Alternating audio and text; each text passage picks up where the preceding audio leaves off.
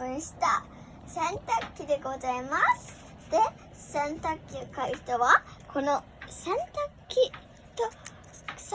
機と一緒にこれを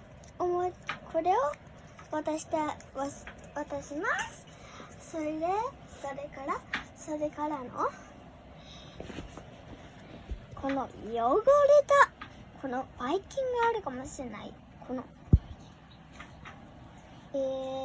枕カバ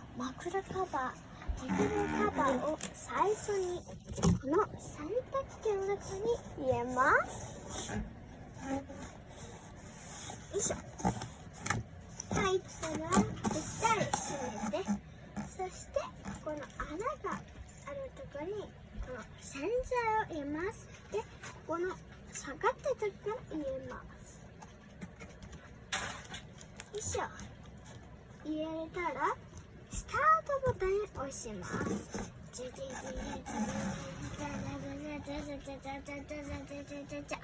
もういいと思ったらストップボタンピーってなったら、ほらピッカピカ。欲しい人は今がチャンス。よろしくお願いします。チャンネル登録もお願いします。